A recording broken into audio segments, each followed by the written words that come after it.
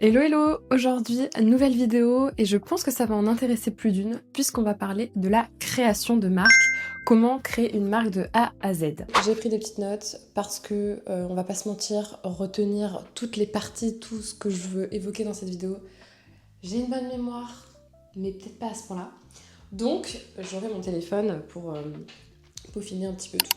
Donc déjà, si tu veux lancer une marque et que tu vois plein de jargon business incompréhensible, des vidéos deviens millionnaire en 3 jours, on n'en peut plus de ces vidéos, des gens qui te disent qu'il faut un apport de 20 000 euros pour commencer, alors que ça dépend de tout projet, et d'autres qui disent qu'on peut lancer une marque avec 0 euros. Bon, c'est pas franchement possible. En tout cas, des coûts très réduits pour du dropshipping, à la limite oui, mais c'est tout. Et bien cette vidéo, elle est faite pour toi. Aujourd'hui, créer une marque, c'est accessible à tous. À mon sens, c'est accessible à tous. Dans un budget cohérent, mais par contre, créer une marque, un petit produit, tout le monde peut le faire. Le problème, c'est que la plupart des gens font un petit peu tout dans le désordre. Ils veulent déjà créer le logo, ouvrir un compte Instagram, commander des packaging, faire des shootings, alors que le plus gros n'est pas là. Il faut avant tout réfléchir aux marges, aux produits, à la concurrence, aux fournisseurs et à leur client idéal. Ce fameux client idéal qu'on vous rabâche, il est très important parce que on lance pas un produit parce qu'on l'aime. On lance un produit aussi parce qu'il va répondre à un besoin et que la réponse marché va être positive. Bon, c'est un petit peu ce qu'on veut, sinon on n'a pas de rentabilité et on ne vend rien et on ne touche aucun argent. Donc dans cette vidéo, je vais t'expliquer les vraies étapes pour lancer une marque intelligemment. Je vais t'expliquer aussi tout le jargon que l'on peut entendre, les MOQ, le branding, le print on demand, le dropshipping, Shopify, sourcing fournisseur. Voilà, il y a peut-être des choses qui te parlent, d'autres un peu moins. Et surtout, je vais te donner des conseils très concrets que j'aurais aimé recevoir quand moi j'ai lancé ma marque. Il faut savoir que j'ai commencé en septembre 2025 et nous sommes en juin, pratiquement, presque en juin, fin mai 2026. Donc ça fait un bon petit moment que je suis là-dessus et j'ai pu expérimenter quelques erreurs, me rendre compte que j'avais sauté des étapes. Enfin voilà, ça fait partie du jeu, mais j'avais à cœur de t'en parler. Et je veux vraiment que cette vidéo, ce soit un discours entre copines et pas un cours théorique. Voilà, je veux un truc à la cool, j'ai mon petit téléphone, je parle, tu prends ce que tu as à apprendre et bamos. Allez, c'est parti, on commence. Ok, première partie de cette vidéo, ça va être avoir une bonne idée de marque. Déjà, première chose, une marque, ce n'est pas juste vendre un produit. Parce qu'aujourd'hui, il y a quasiment tout qui existe. Il faut garder un peu d'humilité, on ne va pas réinventer la roue, c'est beaucoup un principe d'itération. On prend un produit qui existe et on y ajoute un univers de marque. Donc le vrai sujet, c'est plutôt pourquoi quelqu'un achèterait chez toi plutôt qu'ailleurs. Et honnêtement, je pense qu'il y a une énorme erreur que beaucoup de débutants font, c'est qu'ils vont chercher une idée révolutionnaire. Alors qu'en réalité, il y a énormément de marques qui fonctionnent sur la base de produits très simples. La différence, c'est donc le branding, l'univers, le marketing, l'expérience, la façon de raconter une histoire, en tout cas l'histoire de la marque, ce fameux storytelling que tu utilises également sur tes réseaux sociaux. Donc tu peux vendre une bougie, des vêtements, un carnet, des accessoires, du skincare. Le produit n'a pas forcément besoin d'être incroyable. Par contre, la façon dont tu le présentes, oui. Même avant de penser au logo de ton site, à la charte graphique, tout ça, on s'en fiche. Les premières questions à se poser, c'est à qui je vends ? Quel problème je règle, quelle émotion je veux transmettre et pourquoi ma marque serait mémorable. Parce qu'aujourd'hui, le problème, c'est pas forcément la concurrence, c'est plutôt d'être en fait oubliable, tristement. Donc, ne choisis surtout pas un produit parce qu'il est tendance. Choisis quelque chose qui peut être pérenne dans le temps, un produit qui peut durer. N'hésite pas à aller regarder les tendances sur le marché au niveau des produits. Il y a le site Google Trend qui est trop bien, tu peux mettre sur la périodicité sur 5 ans et tu vois en fait une courbe. Est-ce que en tapant ce mot-clé, par exemple, je sais pas, skincare, eh bien tu vas voir si au fil du temps, c'est quelque chose qui décroît ou qui croît au niveau du marché. Donc les courbes sont assez cool et très faciles à comprendre. Donc je te laisse à la regarder et ça c'est extrêmement cool à faire et important. Donc voilà pour cette première partie, avoir une vision forte autour du produit est primordial. Partie 2 de cette vidéo, la partie qu'on aime le moins, le business plan. D'ailleurs, ce mot fait parfois peur à certaines personnes. On imagine un document super compliqué avec des tableaux Excel Pas du tout. Non, non, non, on peut le rendre très simple. Donc le but c'est de comprendre si ton projet il peut être rentable et viable dans le temps. Parce qu'il y a énormément de marques qui vendent des produits mais qui ne gagnent presque rien. Ça c'est la triste réalité, mais il faut aussi en avoir conscience.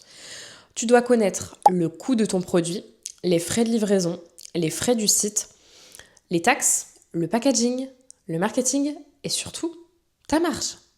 Ta marge, ce qui rentre dans ta pocket juste pour toi. Pour réinvestir et puis pour gagner un petit peu, se faire plaisir, des voyages, enfin voilà, tout ça, tout ça. Par exemple, enfin on va prendre un petit exemple, je me suis noté un exemple. Si ton produit te coûte 12 euros, mais qu'avec les frais de pub, si tu fais du Google Ads par exemple, Shopify qui te prend aux alentours, ça dépend de ton plan, selon le plan qu'on choisit sur un site web, donc le plan c'est l'abonnement, ça peut être 1% généralement de ton produit qui va à Shopify, donc déjà il y a ça à prendre en compte. Les emballages et la livraison, cette fameuse logistique, bah si tu arrives finalement à 28 euros au lieu de 12 et que tu le vends 30 euros, bah en fait tu travailles quasiment gratuitement, tu te fais 2 euros de marge. C'est pas glorieux. Donc voilà, ça se calcule. Une bonne marge, franchement, elle est très bien déjà à partir de 30-40%, c'est déjà une super marge. 50% et au-delà, bon, c'est vraiment génialissime. Mais déjà avoir 30%, voire 40% au tout début pour réinvestir, c'est le minimum quoi. C'est mon avis en tout cas. Et honnêtement, bah, ça arrive plus vite qu'on pense. On se dit, ok, on n'a pas vu les petits frais cachés en fait, la livraison, les frais Shopify, enfin voilà, tout ce genre de choses. Il faut que votre coût produit, votre marge, elle soit bien calculée avec tous ces éléments. Donc n'hésite pas à les noter. Et il faut toujours prévoir plus large niveau budget. C'est comme quand on part en vacances. Qui respecte son budget? Toujours un petit peu de sous-sous en plus qu'on reprend à gauche, hein. Voilà. Cela étant dit, on essaye de soigner son budget et de prévoir plus large. Parce qu'il y aura toujours des imprévus, des retards, des erreurs auxquelles tu n'avais pas pensé. Bref, bienvenue dans l'entrepreneuriat. Partie 3, on arrive à tout ce qui est print on demand, dropshipping, stock. Et là, tu te dis de quoi elle me parle. Là, on parle en fait du modèle business et c'est souvent là que les gens sont perdus. Déjà, le print on demand, le principe c'est simple, c'est tu vas prendre un produit qui est déjà existant, donc tu vas trouver un fournisseur par exemple qui vend des t-shirts, des mugs, des affiches, des carnets, et tu vas y apposer ton design, ton branding. Ensuite, on a aussi le dropshipping. Le dropshipping, on le sait tous, c'est un peu dans la chaîne de production, c'est ton produit, il va juste de l'entrepôt fournisseur directement au client, tu ne gères aucun stock. Donc ça c'est très cool. Mais il y a aussi un danger autour du dropshipping, c'est qu'on revend des produits sur AliExpress, Temu, enfin tout ce genre de choses, à un coût très dérisoire. Et en fait, là, c'est juste de la revente de produits. Tu mets le lien en fait du produit de ton fournisseur et tu refais juste une jolie boutique en ligne, mais les produits, tu ne les changes pas.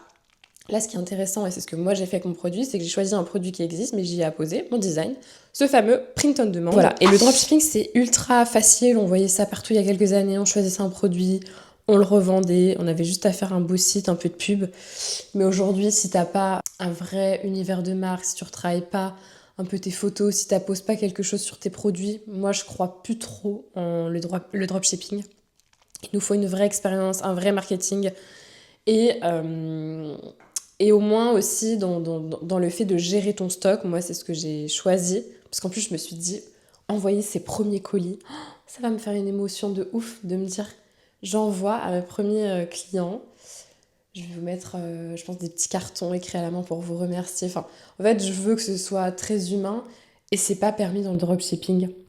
Donc c'est vraiment très cool de gérer ses propres colis. Et le jour où on fait des stocks de fou, ce que je me souhaite et ce que je vous souhaite si vous lancez une marque, et ben dans ces cas-là, on prendra un entrepôt physique dans votre ville ou voilà, assez proche, où vous payerez une société pour le faire, plutôt que faire des envois depuis la Chine. Puis y avoir, je pense, aussi beaucoup de pertes de colis en plus. Enfin bon, je trouve que c'est moins premium de faire du dropshipping et c'était pas ce en quoi j'ai opté. Mais je ne critique pas ceux qui veulent le faire. En attendant, voilà, le print on demand, ce qui se différencie, c'est vraiment le fait d'apposer son design. Donc on choisit des fournisseurs, ils apposent notre design et après on gère sa logistique. Voilà. Mais en tout cas, ça dépend surtout pour le print on demand, c'est plus cher que de vendre un produit qui existe déjà comme ça brut. Mais ça dépend de ton budget, de ton objectif et du type de marque que tu veux construire. Moi j'avais envie d'un truc premium, mais après tout, c'est pas forcément les goûts de tout le monde. Voilà, on va passer à la partie 4. C'est ce que je me suis noté. Comment choisir ses fournisseurs? Voilà. Une des parties les plus importantes, les plus fastidieuses, qui demandent beaucoup d'échanges, c'est le choix des fournisseurs. Parce que ça peut littéralement détruire ton expérience client si c'est mal fait, si c'est pas le produit que tu veux. Et là, il se pose la question de est-ce que je produis en Europe, en France, en Chine, etc.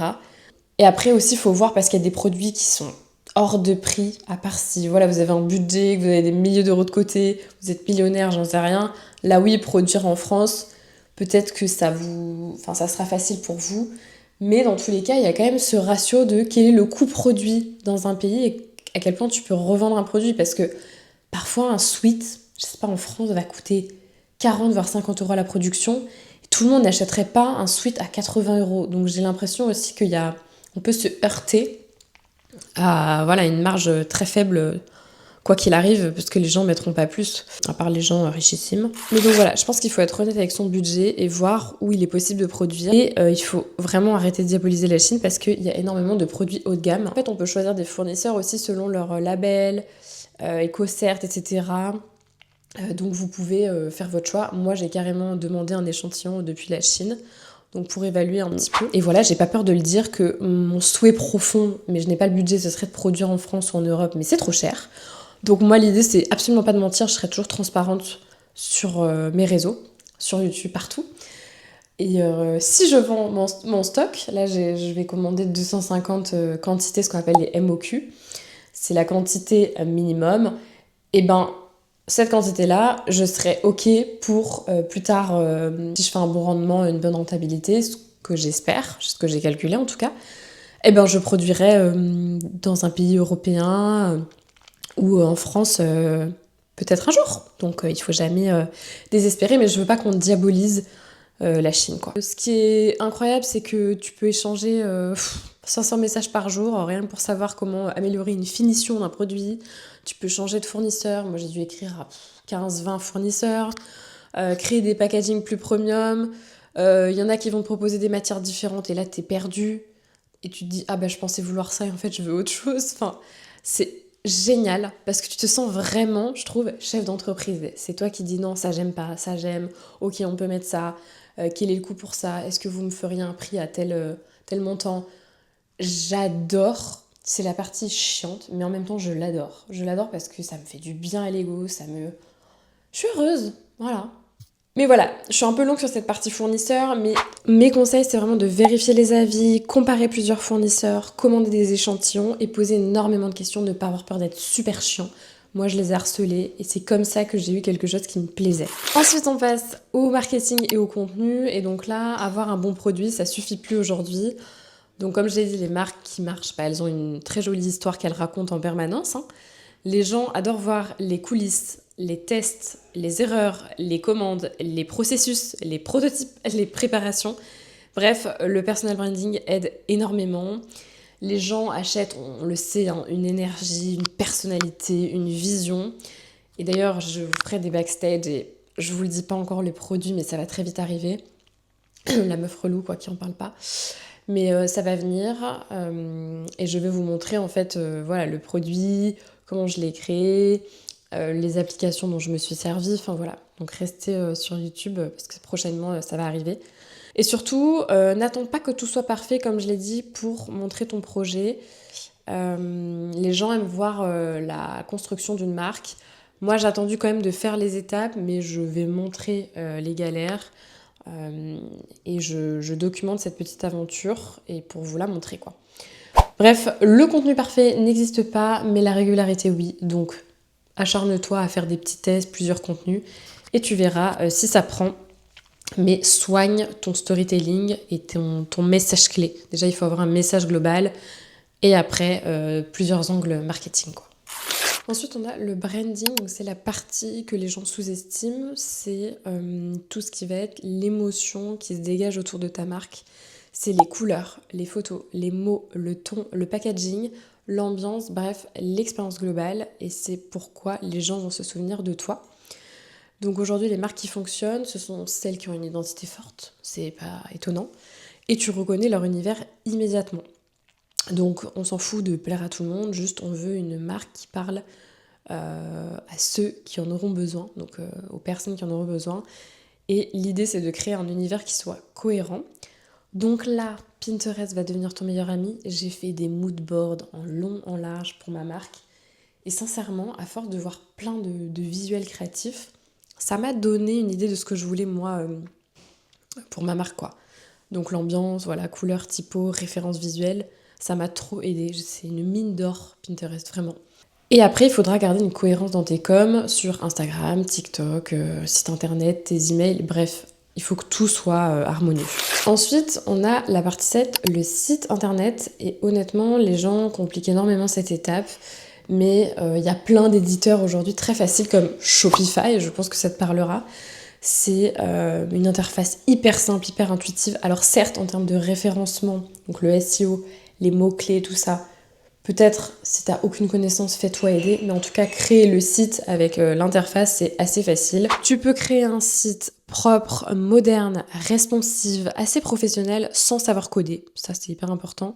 Et Shopify propose des offres à 1 € les premiers mois. Donc ça, c'est génial, le temps de créer ton site, plutôt que payer direct 30, 40 balles le plan.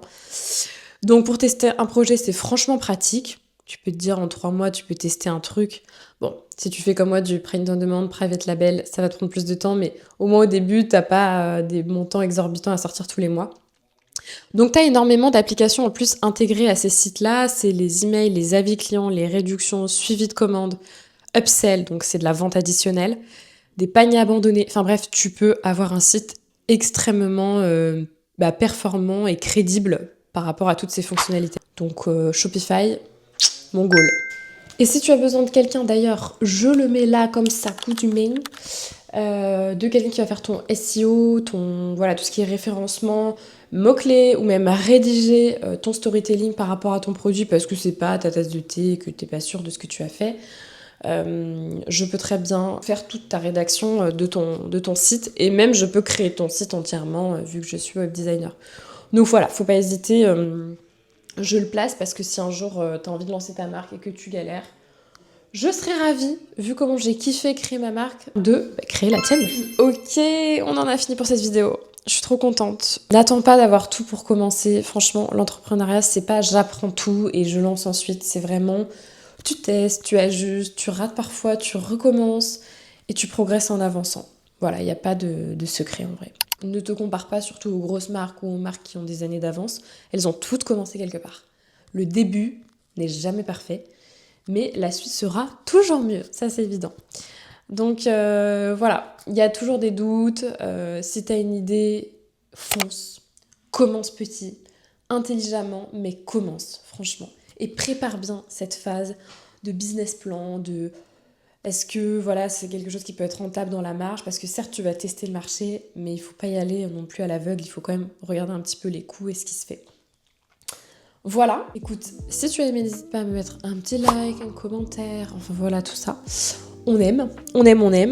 Et d'ici là, je te dis à la prochaine, courant du mois de juin, où je vais du coup commencer à tourner des vidéos avec mon produit. J'ai trop hâte. Bref, voilà. Et je me dis, si t'as d'autres questions, ça peut faire l'objet de d'autres vidéos, ou même j'ai fait un sondage sur Insta pour vous demander si vous avez des questions sur ma marque, donc vous pouvez même m'envoyer des DM. Ce sera avec plaisir. Je t'embrasse et je te dis à la prochaine pour une nouvelle vidéo.